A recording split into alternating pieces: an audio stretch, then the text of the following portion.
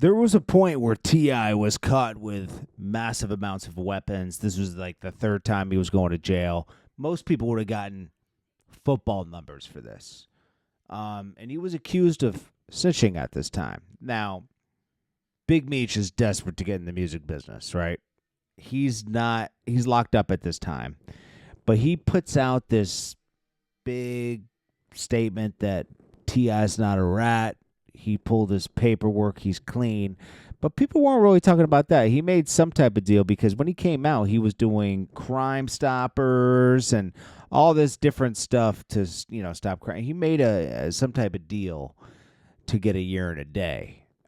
Big Meech, now that we know that he's a little questionable himself, I mean, how much did his vouching for T.I. really help? He was just trying to make good with entertainers, hoping that he could come out and still be something when he came out. Now, 50 Cent was that person that created that for him, but now he's going against 50 Cent, as we know. But let's take a look at this video right here. Big Meech wanted everyone to know that T.I. is not a snitch. Now, a lot of people are always suspicious of T.I. snitching because of some trouble he got in, especially the trouble he got in 2007. October 13th, 2007, federal authorities arrested T.I. 4 hours before the BET Awards in Atlanta. He was charged with 2 felonies, possession of 3 unregistered machine guns and 2 silencers, and possession of firearms by a convicted felon. The arrest was made in a parking lot of a downtown shopping center, which witnesses identified as the Walgreens drugstore at the north corner of North and Piedmont Avenues. T.I. was arrested after allegedly trying to purchase the guns from a cooperating witness with the Bureau of Alcohol, Tobacco, Firearms, and Explosives. According to federal officials, the witness had been cooperating with authorities a few days prior to the T.I. arrest when the cooperating witness was arrested on charges of trying to purchase guns from a federal agent. The witness had been working with T.I.'s bodyguard since July. Authorities said T.I. walked out of the Atlanta United States District Court after appearing before the U.S. Magistrate Judge Alan Braverman on October 26, 2007. Judge Braverman required T.I. to post $3 million bond and $2 million in cash, $1 million in equity and property.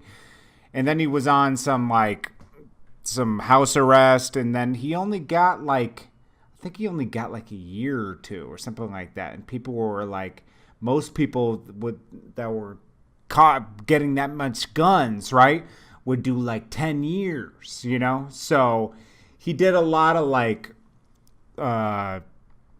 he did these no snitching campaign or snitching campaign things, I remember it was if you have information on somebody, he was doing all these things, that he agreed to do to stay out of jail and only do a small amount of time, right? But a lot of people were like, oh, no, he snitched because, he got out of jail so fast. Because usually if you get out of jail fast, it's, assume that you're a snitch, right?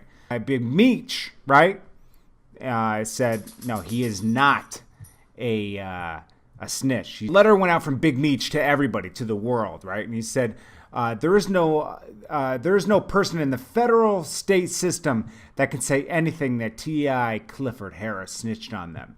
I'm tired of people saying his name when his plea deal and sentencing transcripts is online. You pay $40 to get on Pacer, and you have all the access to court documents by the United States.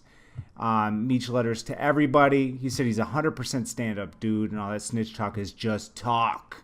He said, was Kirkland, I must get straight to the point because I personally have a problem with people assassinating a real stand-up dude character, namely T.I.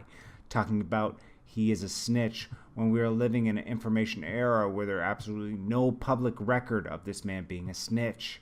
There is no person in the federal state system that can say T.I. is a snitch. I'm tired of people spraying his name, his plea deal, and sentencing transcripts online. You pay $40 on Pacer, and you get the whole documents.